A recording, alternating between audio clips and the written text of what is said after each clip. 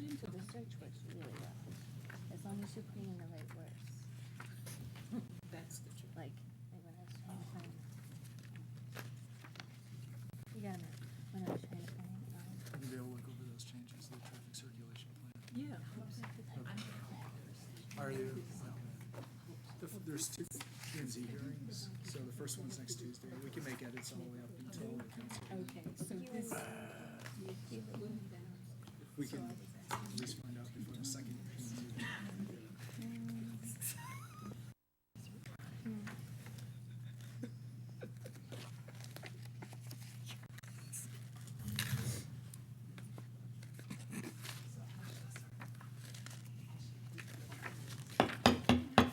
Good afternoon, everybody. Welcome to the work session for the Sierra Vista City Council for 3 June 2019. I'll call the meeting to order. Everybody's here. I know the Madam Mayor Pro Tem will be up here shortly.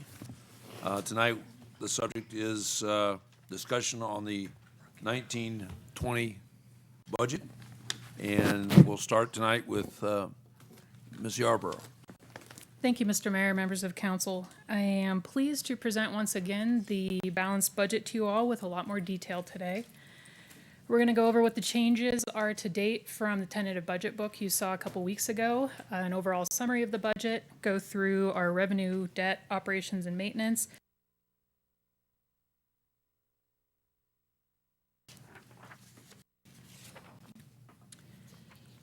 So the changes to date from the tentative budget book, starting with a couple of legislative changes that were made this year by the state legislature. As I let you know before, with CCOM, $271,000 for the radio network maintenance, and that pays for 2 years of the radio network maintenance for CCOM.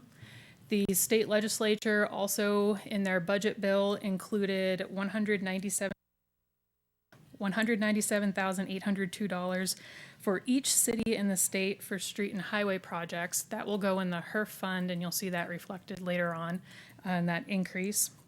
Yeah, no, you go ahead. If you got a question, please do it. Yeah, please ask questions. and, okay, sorry to interrupt, but, we'll just keep rolling with that. I was curious on two things. One, the 2-year grant, what are the plans for funding after the 2 years? Mr. Mayor, Councilmember Calhoun, what our plan is the state has been, or what our hope is, the state has been looking at the possibility of a statewide radio network. By helping us fund this radio maintenance, it keeps our network up to date. So UMA's up to date. We'll be able to connect across the entire southern region. Plus, when the state goes to hopefully do a statewide network in a couple of years, then our system is ready to just connect to that network. So that is the hope. Of course, it depends on the state legislature. In the meantime, the budget last year for CCOM was calculated with the entire cost in. So this is a nice reduction for the next 2 years, and it would be added in the future. Thank you, and one more thing on that, the HERF fund, where did the extra money come from? I want to use your mic. Oh, thank you. Could you explain again about the, where that extra money came from and how it got designated to HERF? Originally, the state legislature had planned on $18 million to distribute to counties and cities of a certain population, That was just coming out of the state general fund? just state budget. Huh. That changed. The money was supposed to go primarily to smaller counties and cities.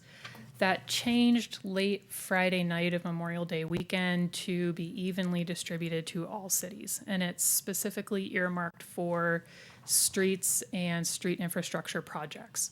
So that goes into the HERF fund where it can be added to the street projects for this year. Thank you. Next, the new proposed consolidated court agreement with Cochise County, which you would see at your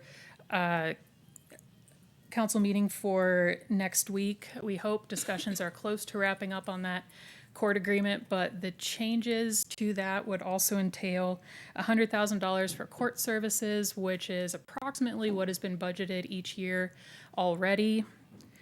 It would end the additional payment to the Justice of the Peace of $30,000, and it would pay a part-time magistrate pro tem $61,000 for a net increase of about $30,000. And then the OICC Visitor Center, thanks to a change kind of last minute by the Arizona Office of Tourism, they've placed new requirements on each city for visitor centers, and requiring a move of our visitor center from its current location back into the lobby area of the OICC to provide a bigger space, which requires a little bit of updating to the space to make it add space for staff and new displays. So you will see those changes in the final book. In addition to, we still do not have the final state revenue numbers, so you may see a change when those numbers come in. We had hoped they'd be in by last Friday. The good news on those numbers is that the state is using the Arizona Office of Economic Opportunity population numbers, which showed an increase to Sierra Vista's population just above 45,000 people. So while that's really good for us, we're also not sure with how much other communities in the state, especially Maricopa County, are growing, whether that means our share of the pie will increase, or since we have grown proportionately smaller than other communities, if we'll see much of a change or not. That's state shared revenue. Yes, Mr. Mayor. Okay.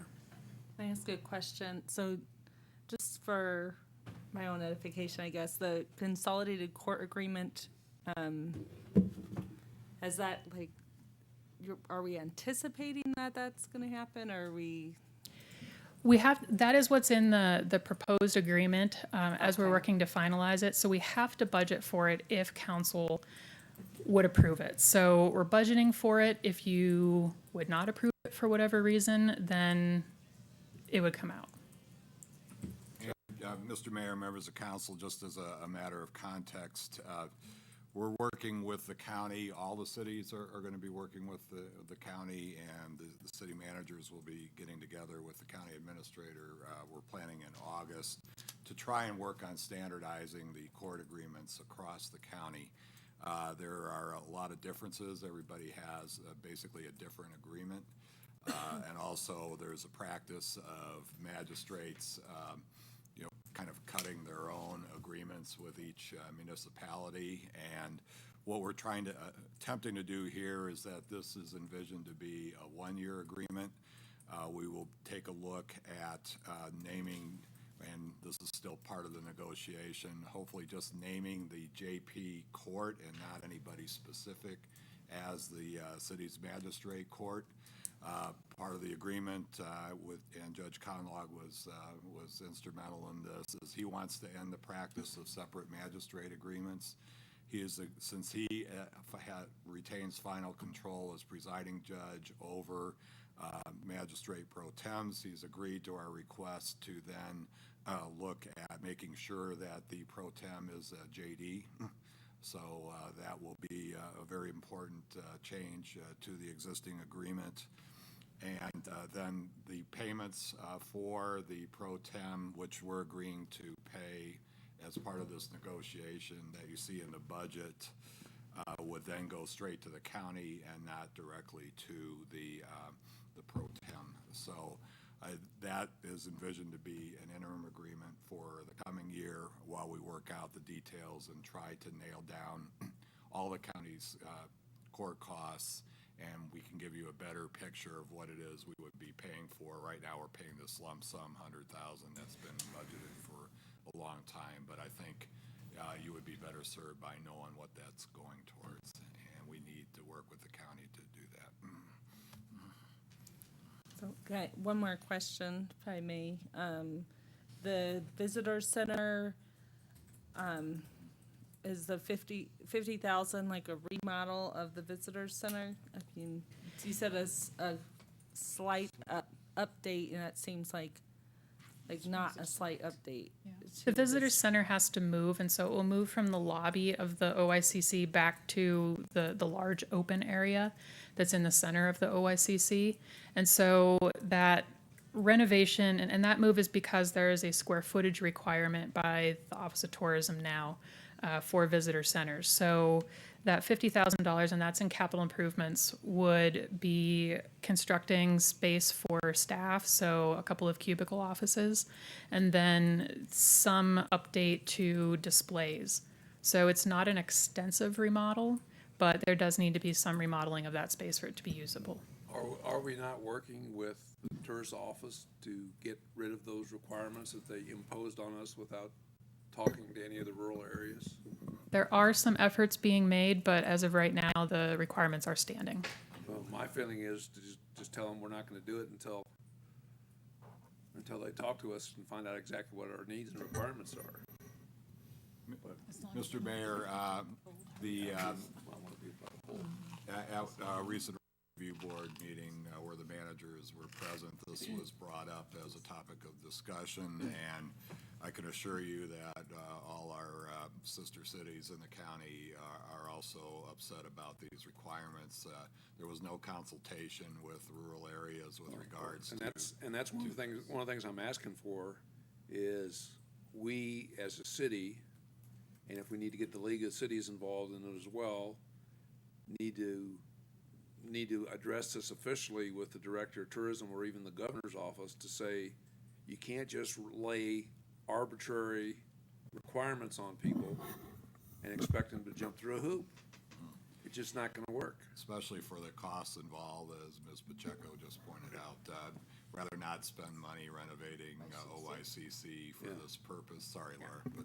Yeah, but I mean, and I'll tell you, each city is gonna have other reasons other than being dictated to as to why they can't meet the requirements. And if the goal is to not have any tourism offices in rural areas, then they're gonna meet that goal.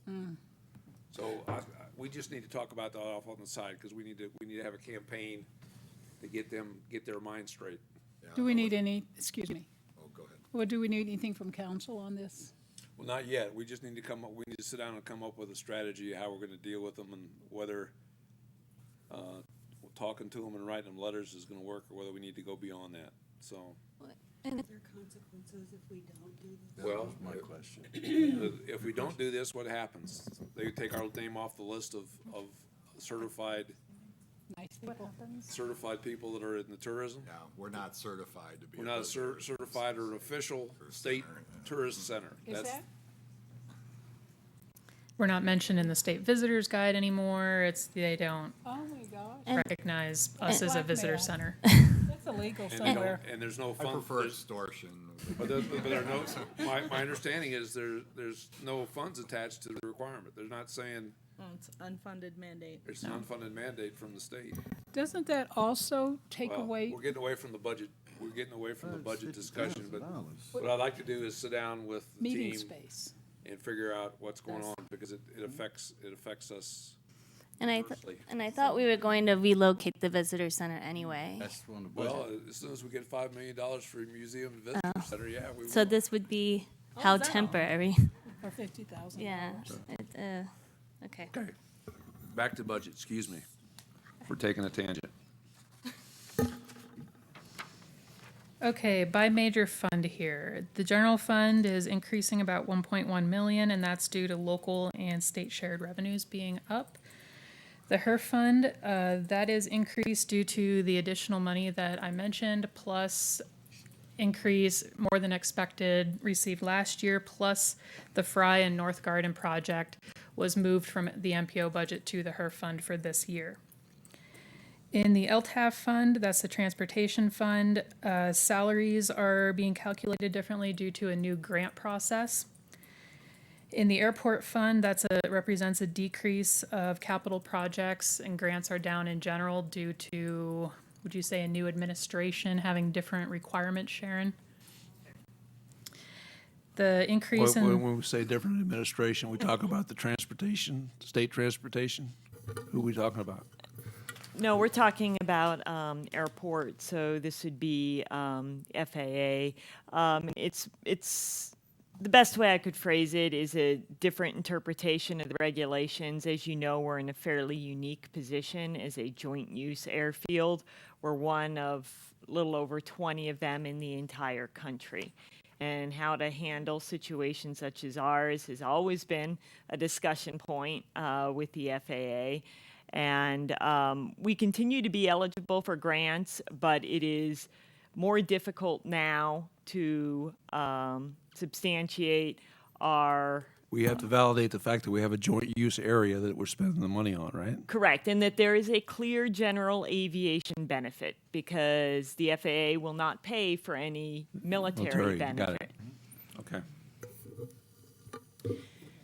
The $13 million increase in the capital improvement fund is due to the Schneider Electric project. The $1.3 million increase in the sewer fund is primarily due to two projects. One's a water reuse project that was pulled out of the Schneider project because it was already designed in-house and represented a significant savings not having Schneider do that project. Plus, there is one other project that is included in the Schneider project that will be financed out of the sewer fund because that's the appropriate place for it to be financed from, where the other projects are capital improvement fund items. Can you remind me which one that is? That is the aerator. And there is a list of Schneider projects later in the presentation. So we'll go back over them again. And then the all other funds being down 1.1 million, that represents a decrease in the MPO fund because of the money slowly accumulating for the Fry North Garden project that was moved to HERF this year.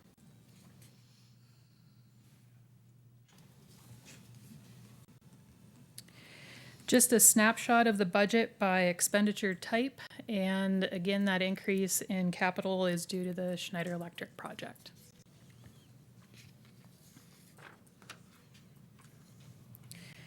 All right, summary of revenue. Just going to hit the highlights here unless you have questions on any of the other funds.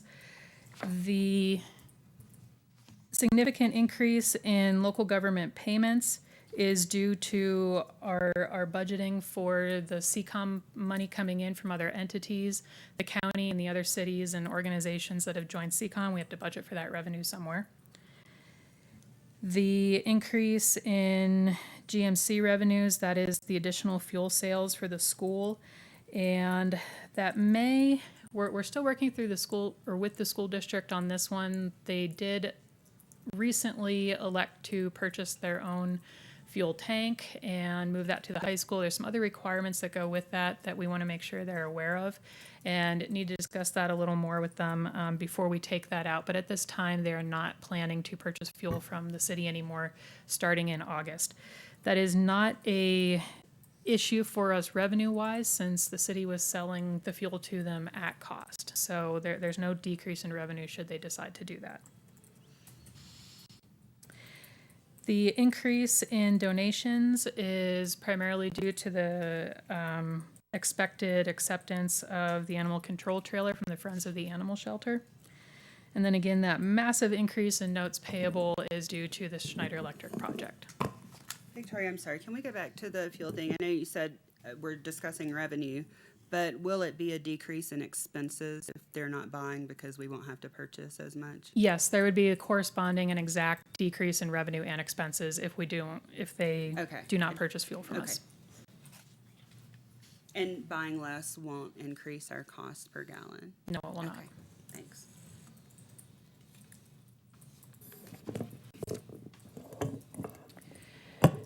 All right, a quick overview on debt. The city finances certain capital projects depending on a variety of factors. Right now, we tend to finance a lot of vehicles and large projects like the EMS substation, the Schneider project. One of the vehicles on the list this year, which we'll talk about more, is the fire pumper truck, which we are estimating at about $600,000. And so our financing terms will generally match the expected life of the equipment. And there's two different types of ways that we as a city tend to finance these projects. Long-term is bonds, and our next payoff for a bond is right around the corner in 2021, and that was the bond that paid for the police station and the Sear Park construction. And then short-term lease purchase, which is generally what we use for vehicles and smaller projects with a shorter life expectancy. And so our debt service by fund is, as you see here, there are decreases in most funds. because in fiscal year 19, there was no new debt and issued, and so there are decreases because some notes will be paid off on June 30th, and so there are no payments in fiscal year 20. So the debt that we'll take on this year, what we'll finance in fiscal year 20, you will see in fiscal year 21. The sewer fund, on the other hand, is going up because we refinanced last year, and so the first payment will come due this year. On the other side of the slide there, our outstanding debt, again, 2020 would go up substantially because of the Schneider Electric project, and also financing vehicles, including the fire pumper truck.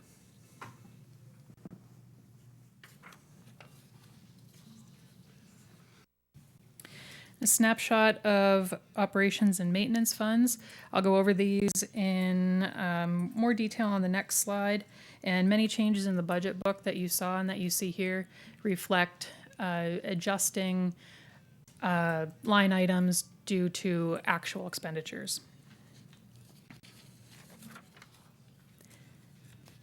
And my apologies on the automatic changes on the slides. I promise I checked it and it didn't do that, so. Okay, our significant O&M changes for this year. Economic development, that's budgeted under the city manager division from that first slide. We added $12,100 in travel and training because much of that training or travel was previously covered by the Office of Economic Adjustment grant, and we need our economic staff to be out and about and traveling, so we added that back in for them. In finance, which is also budgeted under that city manager division, professional services increased $44,500. That's an increased payment to the Arizona Department of Revenue for transaction privilege tax simplification, and $40,000 for the impact fee study consultant, which is currently ongoing. Bank fees increased $38,000. That's also based on actuals, and that is due to the credit card payments that are used by the city. That's not credit card payments by the city. That's what the city pays when people use their credit cards to pay items with the city. IT, which is budgeted under the admin services division you saw there, has an increase of $46,000 in software. We need to move to Office 365 because service is ending for the current version of Office that we have. And so that is a multi-year cost, and you will not see that next year. Professional services decreased $18,000 due to us moving towards hiring a full-time GIS employee, so we will no longer be outsourcing part of that. I'll get more into the discussion on the GIS person in the personnel section. And then office equipment maintenance, we were paying for that under the police department's RICO funds. The police department will no longer have the RICO funds to cover that this year. They've been covering it for a couple years, and so we'll be moving it over to the IT department's budget. And the city clerk, there is no election this year, so we do not need to budget for one.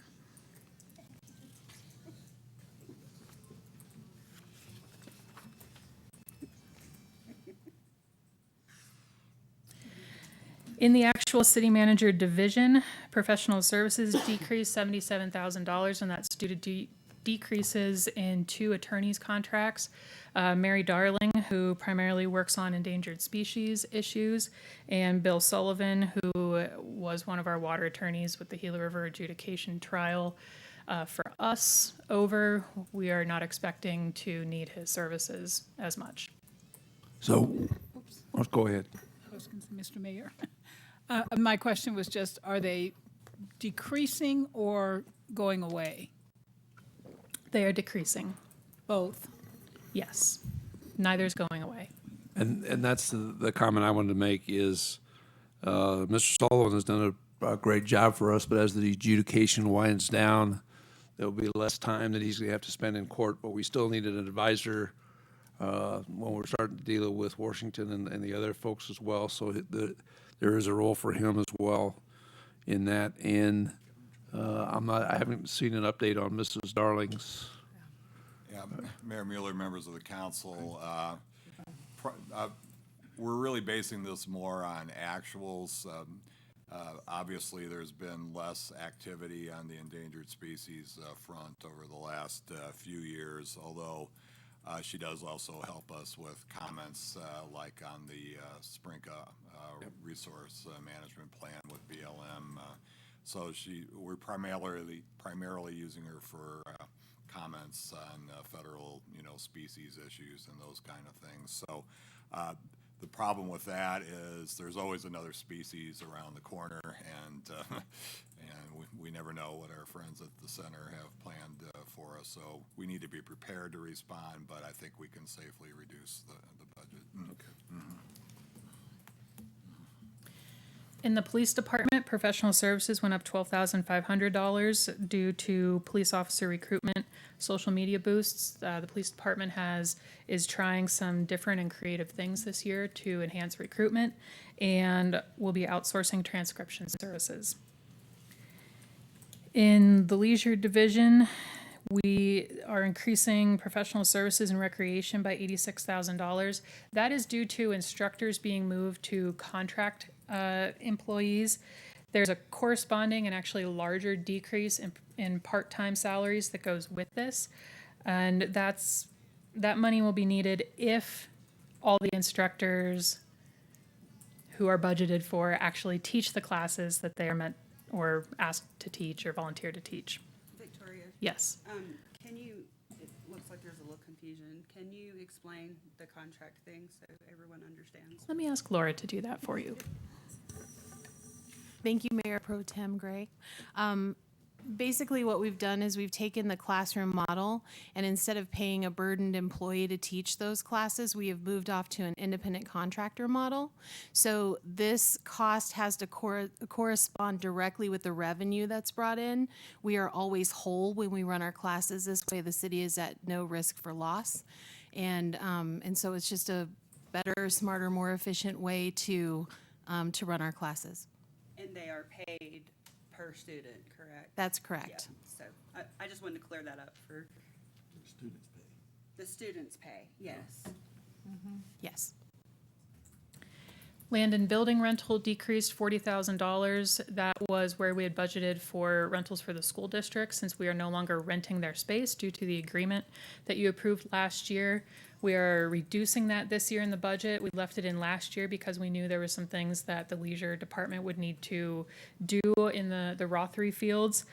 Some other decreases in leisure, they're reducing some of their event funding due to some purchases that Laura's making this year for event supplies like fencing that will reduce rentals needed for events. And also, we no longer have to budget to pay a third party to carry the liquor license, since the state law changed last year and the city can now carry the liquor license and receive all that revenue instead of a third party carrying that.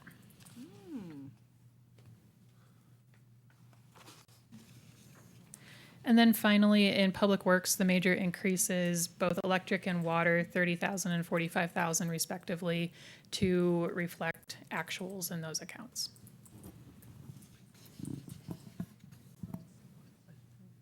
Operations and maintenance, just a quick snapshot of how that. You got a question? Did you Yes, sir, speak up? please, quick.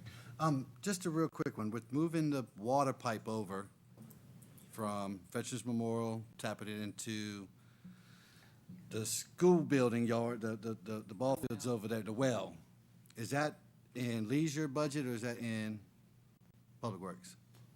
Or was To it- accomplish that. Or was it in this year's Or is it- budget? Was it already budgeted for? Because we haven't done it. No, The capital expenditure is in this year's capital improvement fund to do the water tank and the connection. Yes, ma'am.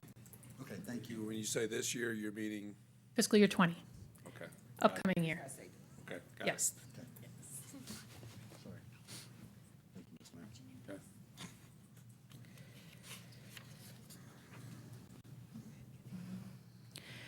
Okay, I wanted to cover CCOM quickly so you understand how CCOM is budgeted. The total budget this year for CCOM is $2,239,376, and that is a decrease from last year, $0.6 million was budgeted. So the staff has done a great job in assessing actuals, and last year being the first year of operation was difficult to know what would the actual cost be to operate a new building. That breaks down to just over 1.6 million for personnel and just over $500,000 for operations and maintenance. The revenue I'll detail on the next slide. That is the assessments for each of the communities and organizations that have joined to date, which brought the city's cost for projected for fiscal year 20, if the entire budget were to be expended, down to $976,000, which before CCOM started operating, we estimated our dispatch costs at approximately $950,000. With some of the possibilities we're looking at for partners to join in the upcoming year, we could see that cost drop significantly. So we're working on those potential partners diligently and hope to bring you that news later in the year. This is the way the assessments broke out for CCOM this year. These are the partners who have committed to joining that we know for absolute sure will be in fiscal 20. The assessments for Cochise County and Sierra Vista, why our number was more on the slide before that, is this is the way the funding formula would assess the share of the county and the city. And the funding formula is developed based on the number of radios each organization has, both portable and mobile, and then the number of seats on shift to dispatch for that entity, and it's broken up that way. So the city and the county pay more because they both agree to pay the balance of what's left over. So we each have right now about $406,000 additional added on to what our assessment is. But if all entities in the county that we were expecting and then some actually join CCOM in the next few years, that $571,000 is what we would hope Sierra Vista's share would be eventually. On the bottom where it says Fort Huachuca Spillman hosting, what is that? We host their CAD, their computer-aided dispatch. That's a contract that has been in place for a couple of years, and they agree to pay us $18,000 to do that. We are also working with Fort Huachuca to hopefully join CCOM as a full dispatch or fully dispatched organization, but that's just to host their CAD.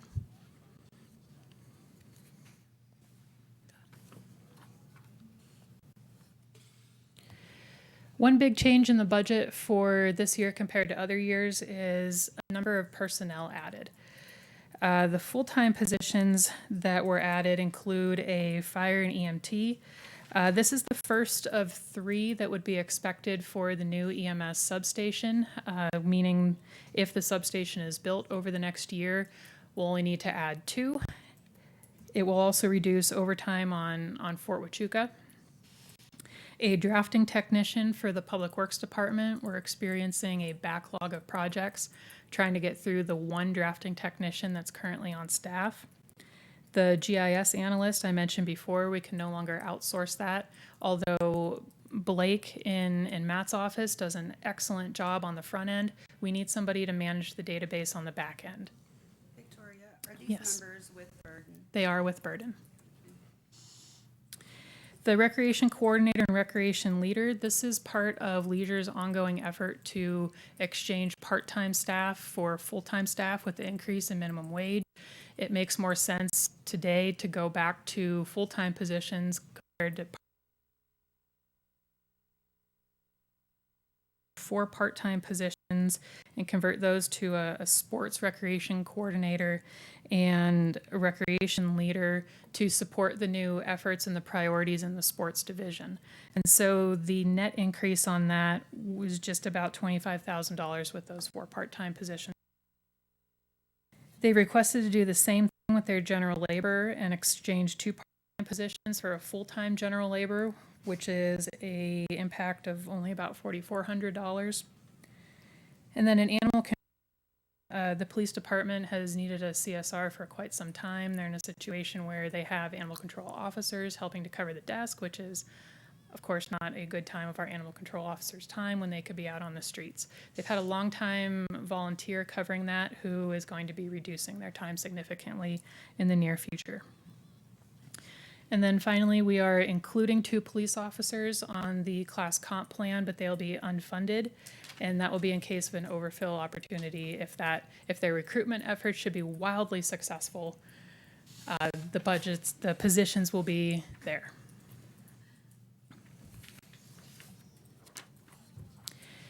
There are a couple of reclassifications proposed for the upcoming year, and in both situations, this better reflects the duties performed in the current positions. And that would be a code enforcement officer to senior code enforcement officer. The increase to the budget is just $3,700, and a public works maintenance worker to a compost technician with an increase to the budget of just $8,100. As far as the city's PSPRS contribution goes this year, it is only increasing $56,000, which is an incredible change from last year when the increase was $412,000. And the total contribution was? Total contribution this year is $4,033,783. And ASRS? $1,513,841. Okay, thanks. And the code enforcement officer, moving to a senior code enforcement officer, we would still have the other one that's a dual building inspector / code enforcement officer, and then the one senior. Is that how it would work? Want me to take that one? Sure, Matt. Okay, so we did hire a hybrid position that was serving in both capacities, but due to the illness of one of our senior inspectors, and the increase in workload in that division, we made him full-time building inspector. And we backfilled the code enforcement officer position so we have 2 full-time officers currently. Building inspector. Okay. And a building inspector, Thank you. while reducing our personnel budget by 8.6% overall. Just stick that in there. Way to throw that in there, Matt.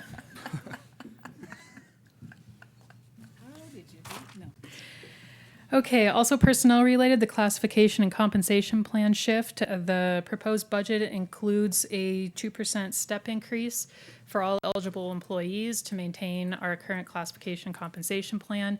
And the total increase to the general fund for that is $370,934. And also partially addressing the class comp plan compression with the increase in the minimum wage, which will go up from $11 to $12 on January 1st. And so this is step one. We need to look at another 2 to 3% shift next year to bring back the class comp policy of 100% of market and maintain 5% between classes. So this year, that first step would cost $335,747.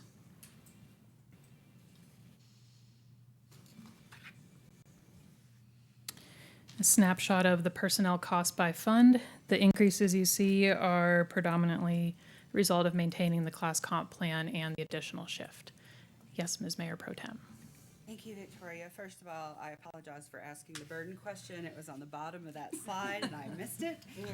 Secondly, can you just give a quick explanation just for me of how did we decide to only partially address, and how did we make the decision on who gets addressed, who doesn't? Good question. With the employees. We did the partial, Are you talking about the fact that some will, the whole class comp plan will shift? Okay. And then Barbara does an market analysis of the various employee groups within the class comp plan. And we do have a couple groups that are over market significantly right now. So those would actually stay where they're at right now. So that would be account for the differences. Okay, thank you. That was my question. Chuck can read my mind.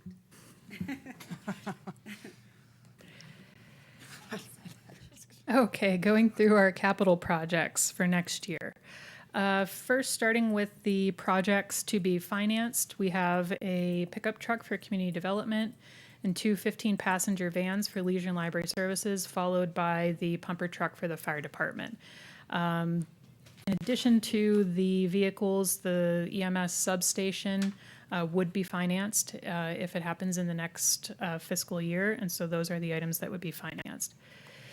Out of the capital improvement fund, as we covered briefly before, the power distribution box for Leisure and Library Services, that would be for Veterans Park in order to make events more configurable in the entire park and utilize that space more efficiently. The Rothery Center irrigation system modification, that is the well and the connection to the Rothery Center irrigation system. The annual police vehicle replacements are next.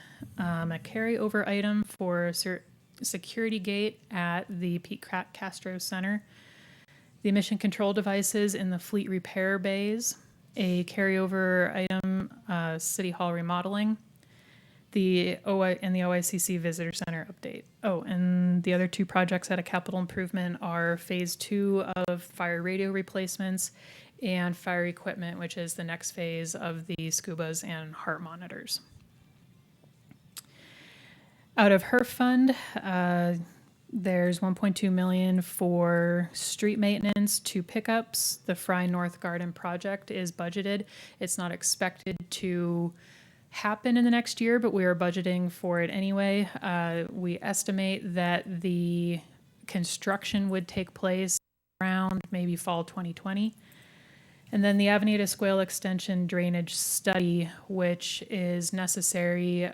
Today, we think that the size of the bridge may be much smaller than what originally was planned, and so the total cost of the bridge may come down after we do the drainage study. So we're budgeting for that next year. And that's the street behind Walmart, right? Yes, that would connect the other side of the city complex, and especially renovating the soccer fields, and plus for safety and entry and exit for a number of the events that go on down there, especially 4th of July. It would connect that to the sports complex and provide another entry and exit. And the one thing I'll mention again to staff, I've talked to Chuck about this, is our good friends from Walmart are due to pay $1 million as part of their agreement when they set up the new store. So we need to keep them posted as to how this is proceeding, so that we're not surprising them with $1 million bill one day. Yes, Mr. Mayor. Okay. A couple of other projects to round out capital in the HERF fund and in transit. They'll be doing a parking lot resurfacing. A few bus shelters. There's some timekeeping software we'll be implementing across the city that it will start with transit this year, an AV system, and then 2 carryover buses plus 1 new bus for next year. Excuse me, Victoria? Yes.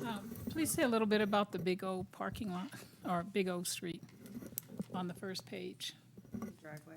Yeah, the Do you driveway. want me to take that one, Victoria? Or Matt. Okay, so we've been having ongoing conversations with the owner about annexing to the city, and they're amenable, provided the city construct a driveway access on to Avenida Cochise at their property, entirely within the right-of-way. The estimated benefit to the city in sales tax revenue would be about $34,000 annually. We're projecting the cost of the driveway improvement to be one-time expense of $20,000. So it would be a net benefit to strike that agreement, which will be forthcoming if this budget is approved. Excuse me, they got me all choked up. Thank you. Okay. And Mr. Mayor, that would have to be handled through an annexation and development agreement. So the council would need to vote on that. Any idea when that will come before us? We were expecting to provide that for your consideration in July after the budget's in place. Thank you. Victoria, do we have anything scheduled for capital projects for street maintenance that's not out of HERF funds? No, we do not. But thank you, Mr. Mayor. I do want to address that because that's a good question, Christine. We have been using capital improvements funds to supplement HERF because of the increases in HERF revenue through state shared revenues that we're getting. We have accumulated some fund balance in there that we're looking to spread out, and David, correct me if I'm wrong, over the next couple years to augment the HERF fund for street maintenance, allowing us then to not have to use the capital improvements funds to do that. And if we are successful in this endeavor, that will bridge the gap till when that bond issue is paid off in 2021, and will help us and give the council more options for additional street maintenance dollars then. at that time.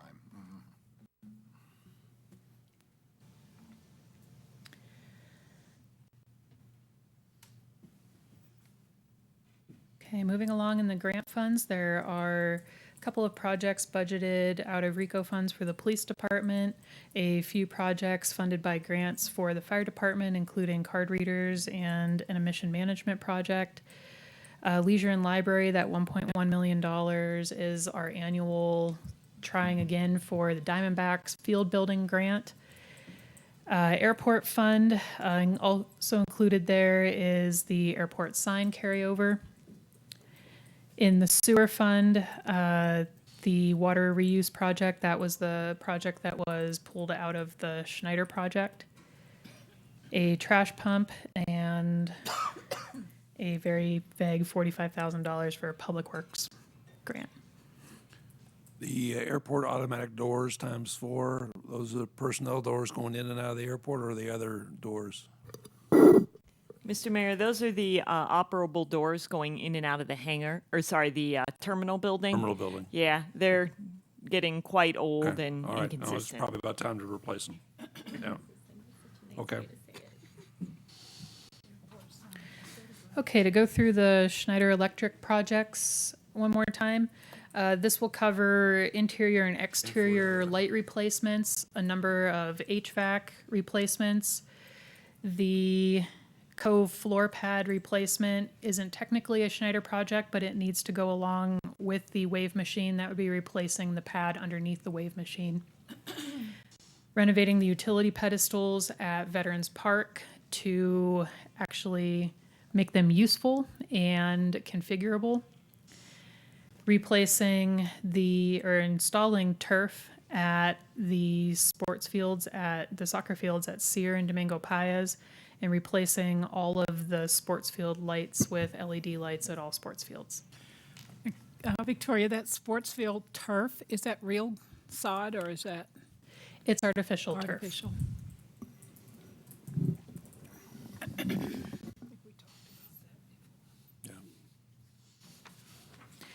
So looking out to years 2 through 5, what's currently included in the capital improvement plan are the items you see there. The top of the list is the Avenida Escuela extension, followed by Arbenz field improvements, land acquisition. Economic development is working on a couple of potential projects, and so that is budgeted there in the event that those projects may come to fruition. And then various other projects that are not all high dollar items, and this list is reevaluated year to year, but these are the items that stay on an ongoing basis. So it will be reevaluated next year and see what comes up in the capital improvement. Is Oscar Yaroon anywhere in there? It is in there, Mr. Mayor. I can't read the small Tiny. print. Yeah, it's tiny. So the it's the second visitor one. center relocation. The visitor center relocation, is if the visitor center were to relocate, possibly separate from the museum. Gotcha.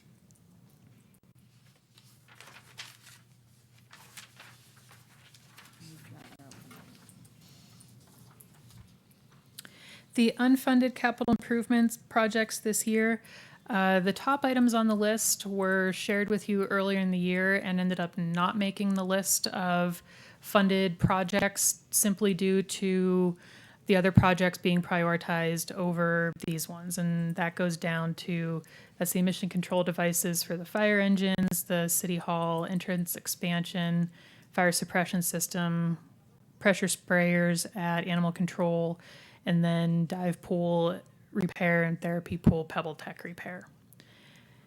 Victoria, Yes. is the water bowl replacements, am I missing those somewhere? I'm sorry, I didn't hear that. Water bowl replacements for animal control?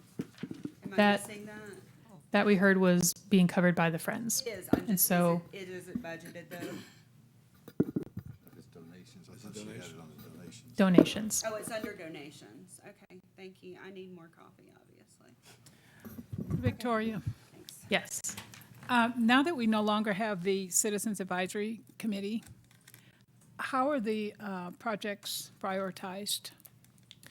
There is a team of staff that meet and review the capital improvement projects each year to see if any new projects make it onto the list. They score the projects that have been on the list already. The commissions were involved this year through the strategic planning process. And so then about around December, that team starts meeting to evaluate the projects and then also see if anything new comes up since the list was developed. Can you talk about the scoring and weighting criteria for prioritization? I'll ask Sharon to cover how they're scored and weighted. So, Mr. Mayor, members of council, this effort is led by the city engineer, and she put together the criteria for it about a year or two ago.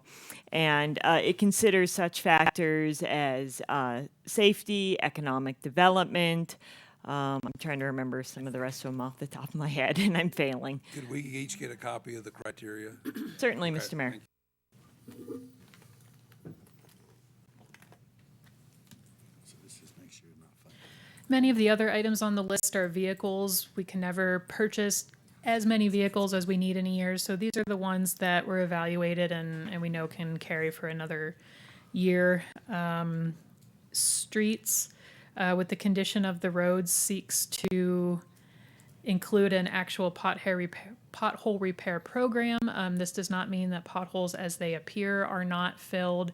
This would mean a targeted program to address potholes proactively throughout the city. And then a few projects in wastewater and refuse that will be carried for another year.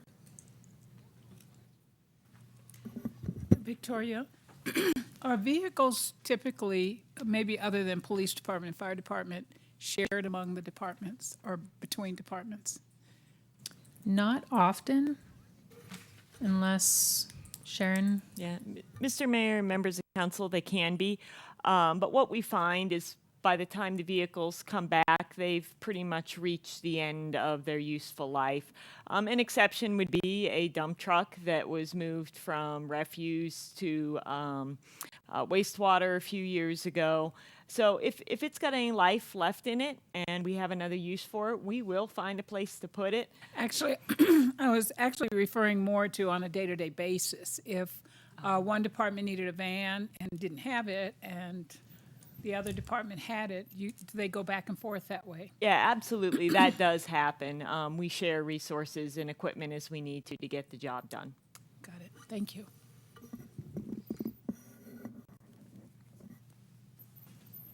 I don't see a snowmaking machine anywhere in this list.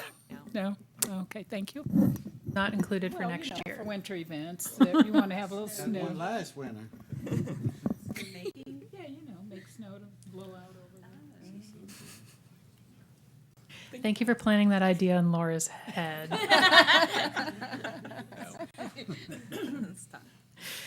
Our CDBG grant projects for next year include improvements at Soldier Creek Park and James Landwehr Plaza, ADA ramp and sidewalk installation, the Boys and Girls Club after school program assistance, and then 2 carryover projects for alley improvements on 1st and 2nd Street and 5th Street curb gutter and sidewalk projects. I have to ask about the alley improvements. I thought the alleys belonged to the owners. Is that only in neighborhoods? The alley belongs to the housing? In this case, the alley was dedicated per the plat as right-of-way, I see. public right-of-way. There are some cases where people perceive an easement to be a publicly dedicated alleyway when that's not the case. It's just reserved for a specific use, such as utilities. But in this case, it's a dedicated platted public alleyway. Okay, thank you. Can I ask this only just occurred to me, the thought on CDBG, that if we all are, do we have any kind of scholarship program for the city's own after-school program? So we're granting $15,000 to the Boys and Girls Club. The city also runs an after-school program. I mean, do we have scholarships for kids for, and a summer program for that. Are we allowed to use CDGB money for that purpose? That's the first question. I would say if the individual benefiting comes from a low to moderate income household and we're providing a subsidy for that person to participate in a city program, then it would meet the intent of the program. So that's something I think we need to look at for the next CGB cycle. Okay. That's a good thought. Regardless, there are households in the city of Sierra Vista that are benefiting from the after-school scholarships. And they're very, very different programs. Yeah. It's worth the discussion, I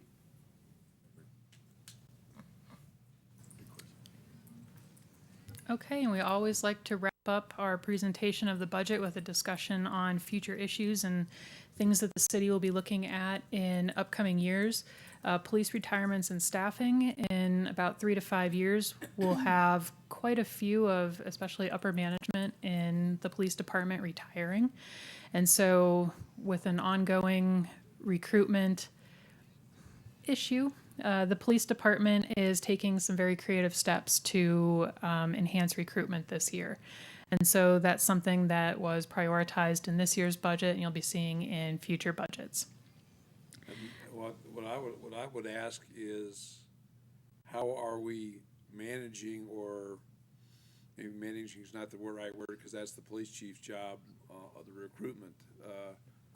But how are we as a management team at the city making sure that they're meeting goals and are on track? And I think you got, 6 slots open now, and we just gave you another 2 to fill, so you got 8 you got to fill this year.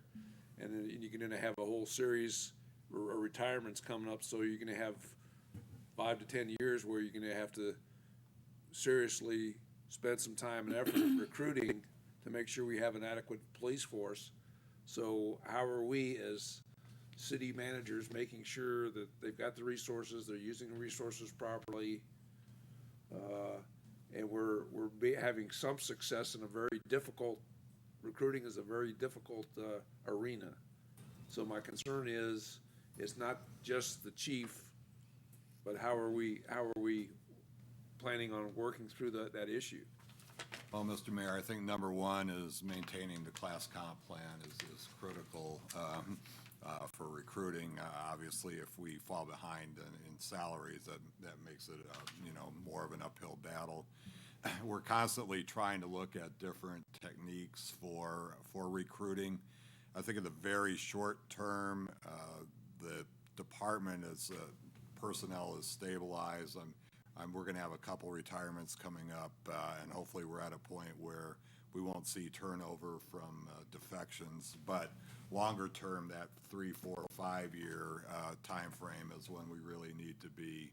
We probably need to try to be in a position of overfilling for the next few years in anticipation of that happening. So I think Adam can talk a little bit about some of the strategies that they're attempting this year to change, and we're hoping to get some success. And I think they're worth you guys hearing. And there have been good moves made, like our own academy is obviously a good move because that gets the people in the area and familiar with the area. So, Chief, did you want to comment? Yeah, absolutely. Thank you. We are a couple of different things we're looking at is specific lateral recruitments for lateral officers and those with military experience, veterans. Some changes in the minimum requirements to allow them to come in and still work here and still meet the minimum requirements of the department, but allow some leeway in the hiring process regarding that. We're also looking at, along with that, going out and hitting and visiting some military bases across the country where they have a lot of soldiers that are getting out, not just retiring, but are getting out, mainly the FORSCOM bases, and actually do our recruiting and our testing on site to try to get them to come here. Along with the academy, there is a program that the Army is looking at where they will send active duty soldiers that are within 6 months of getting out of the service to the Cochise College Academy and getting certified, and then we would recruit them out of there too. So those are a couple of different things. We are also going to do some social media boosts and see how that works. It's probably not quite enough money that we've budgeted this year, but we're going to test it and see whether or not we get some good boosts out of that. Along with that is also the leadership training within the department to ensure people are ready in the next 5 years to take over some of the management positions as we retire. So, Oh, please. Ladies go first. Thank all you. for that. When the military puts soldiers in the academy, they're still in the military, so they're being paid. that is correct. That covers the cost of the academy, and we don't. That have is to do correct. that. The Army would send them to the academy in their last 6 months. Now, it's still in the beginning stages of this agreement, but this would be an Army-wide program. And they would only be certified in Arizona. So it's really good for us in that sense. And that's why it's also crucial that we stay actively involved with the academy training so that they see our instructors and our personnel there as we go. So. Wonderful. Hey, Chief, is Cochise advertising too, recruiting also? They are. It's now nationwide. Everybody seems to be hiring as it goes. So we are all competing for the same individuals at the moment. And DPS just announced an increase in pay for their and they've been robbing a bunch of us for a long time. So To clarify, I'm sorry, Cochise College, with us bringing the academy to them, are they also recruiting? So for right us? now, they're just taking sponsored. Right now, it looks like the academy can only handle 15 to 20 recruits at a time. Okay.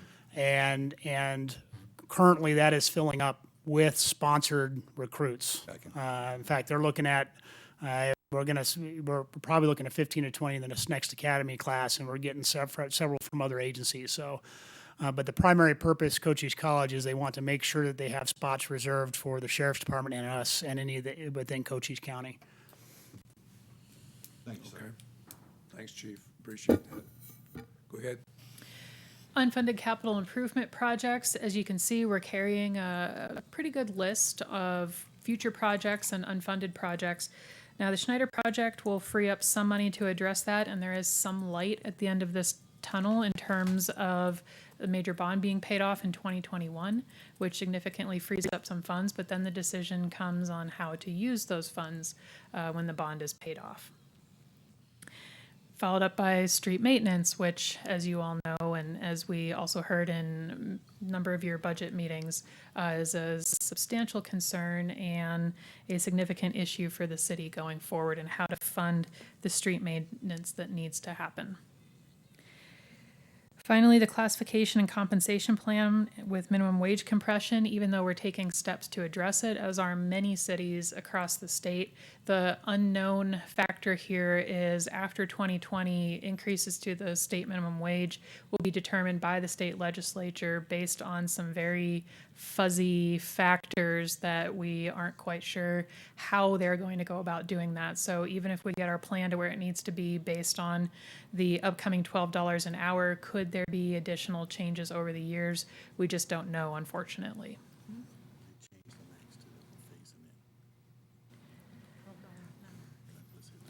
So your next steps after today, Mr. Mayor, members of council, Could we just wait, just before we go to next steps?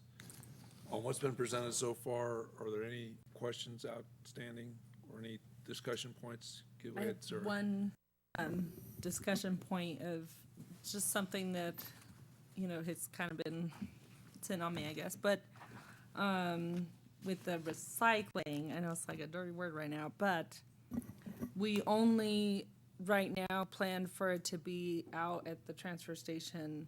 And originally, the council had expressed desire for there to be multiple points of drop-off. And I know that there would be a cost to putting those in place that we'd have to budget for, but hopefully create some sustainability as it's put in use. And that has been a comment we've received. Like, an overwhelming comment made is that the only place to drop it off is out at the transfer station, means no one's going to use it, which, there's a lot of comments about that. But is there I mean, could we include or think about including some kind of plan to put that in place, multiple drop-off points, which is what the original desire was? Chuck? Yes, Mayor Mueller, Councilwoman Pacheco. We are planning a second site, which would be at Sear Park where the old Public Works yard is.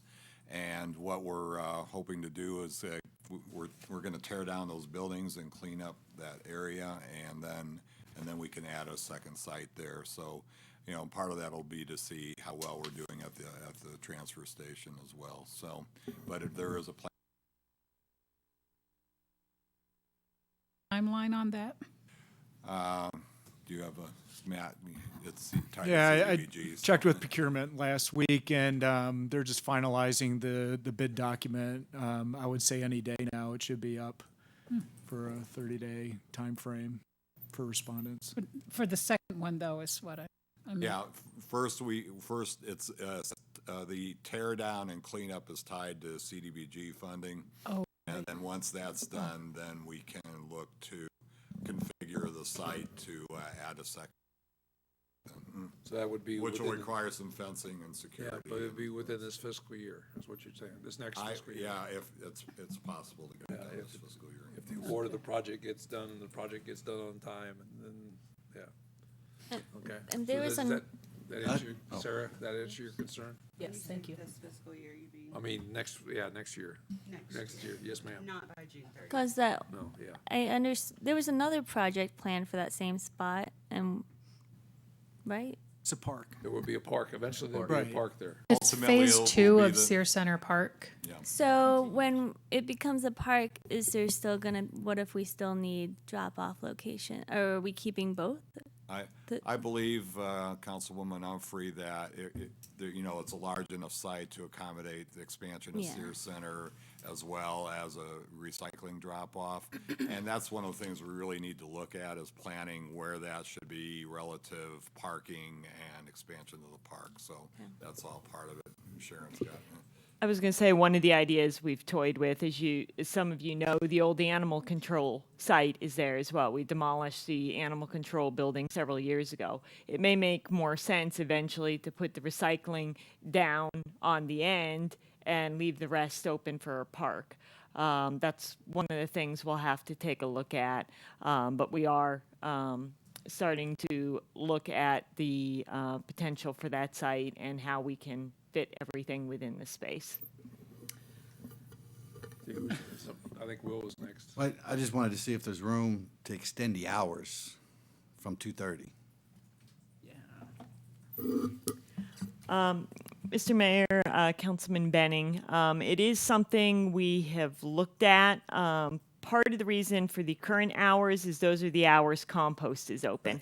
And one of our challenges is the high period for compost doesn't necessarily align with what we expect to be the high period for recycling.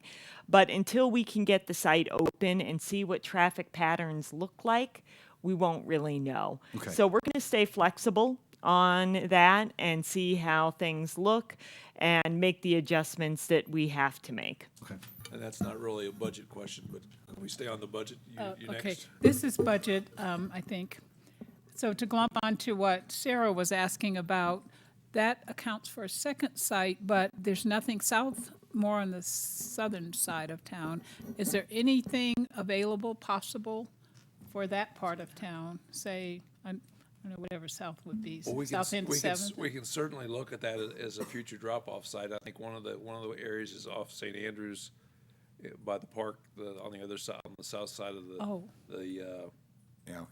That's Finding land on the south side will be a little bit more of a bit tougher, challenge. Yeah. and getting it done. And that may be the third year if in fact the market doesn't change. And the other thing is, the market could change tomorrow. We could be people could be accepting recycling in 2 years or 3 years. So we got to be somewhat flexible. But not possible for this coming 2020. I think there's I would say a third site would be a challenge Yeah. for 2020. but it's not out of possibility for out years. Yes, ma'am. One of the things that I guess I was looking at and what I would really like to see happen is have a little bit more of the budget or do something more for street maintenance. I know one of the unfunded projects was the pothole repair, and that was about 100,000. I would love to see if we could find a way to fit that in, and I understand that means something has to come out. But I think we've been talking about doing streets for at least the 2.5 years I've been on council. So I'd like to kind of start pushing, now that we're getting more money from HERF funds And that's a good question, I think, is if we're going to get X amount of money from the state, can some of that be dedicated to a pothole fund? Yeah. Absolutely. Yes. Yeah, I think that's probably a good comment. So, and I think we used to have, so for some reason, the number 75,000 for potholes years ago. I think we had a fund that did just potholes. I don't recall. Okay, all right. I don't recall that. I recall it being part of our normal maintenance program, okay. but not Maybe that's called it. out necessarily. But we can certainly dedicate that 100,000 from the 200 we're getting from the state to pothole repair, in addition to what we have in there now. So, That's for proactive. yes. Yeah, exactly. Good. How do you proactively fill a pothole? Well, as soon as it's called in, you fill it in, so it doesn't, Instead of so waiting until somebody- so it won't be this size, it won't get to this size before you fill it in. I thought it was an anticipation. Rather than There's a react. pothole there. Okay. All right, I think we're ready to go on to the next steps. Okay, thank you, Mr. Mayor. Your next steps in the budget process will be approving the tentative budget next week at your June 13th council meeting. The final budget vote will then take place on July 11th, followed by the property tax vote to finish out the budget process on July 25th. Okay. Any further questions for the Assistant City Manager? I want to thank you for your briefing, Victoria. It was very well done. I would encourage the council, if they think of something in the middle of the night, to get a hold of Ms. Yarborough and talk to her, and City Manager, talk to him as well. In the middle of the night. Yeah, well, or any other time. Write it down and After call 5 o'clock in the bar, wherever you are. Happy to talk to you in the middle of the night if you could wait till 8 a.m. and be a You little. you wait till the next day to call her, but I think we've had a very good, tough budget to look at here. It's a little easier when you actually have some money to spend, It's a lot more unlike the fun. last number of years. I want to commend the staff on sitting down and looking very thoroughly at the priorities that we have on the council and coming up with recommendations. I know everybody didn't get everything they wanted, which is usual, but it looks like we've got enough to have a very successful budget next year and an execution of the budget. And I want to thank you for all your efforts and the efforts of the city employees. Mr. Patuchik, Yeah. would you like to make Yeah, a comment? Yeah, Mr. Mayor, I'd like to also thank Victoria and the team with the department heads. They worked very well together this year, and I think, did a good job putting the budget together. Having some additional dollars certainly does help. And one thing I'm always concerned about, too, is, we have some new council members here, so we appreciate any feedback with regards to the process we went through. Obviously, we had a number of work sessions earlier in the year to help get us to this point, but any feedback on improvements to process or the way it's presented, the budget book, are also appreciated. But we thank the council for working with us this year as well. And, of course, we're not quite finished yet, but any other comments or needs, please let us know. Mr. Mayor, somebody has to remind me, we talked about, one of the issues, we don't have the strategic plan approved yet. Where is that scheduled, and additional conversation about strategic plan? Mr. Mayor, Councilmember Calhoun, that discussion is planned for your June 11th work session next week. The work session. Yes, you will have another work session next week before your council meeting on June 13th. Darn it, okay. Okay, Did I so say that out loud? I'm assuming the 11th is the next work session. We won't be having a work session in the next couple of days as scheduled. It doesn't sound as if you want or Yeah. need it, Mr. Mayor. Okay. It's up to So, you. Basically, that's what I'm saying, is the 11th is our next work session. Let's see what Again, happens tonight at 2 o'clock. again, I want to, 2 o'clock? In the middle of the night. Okay, before all right. we- Gotcha. All right, so I want to thank everybody for being here tonight and working on the budget. And we'll see everybody on the 11th, I guess, is the next work session. So I do want to make a comment though, Chuck. I need to find out from our library and leisure services directors, as well as our tourism director and probably assistant city manager. We need to talk about the tourism issue and how we're going to address that, and we probably need to do that this week. Okay. Oh. Thank everybody for being here. June 11th is also strategic planning. We're gonna talk more about. That's part of the Okay. work session. Agenda for the work. Making sure. Okay. Seeing nothing else before the council, meeting's adjourned. Thank you.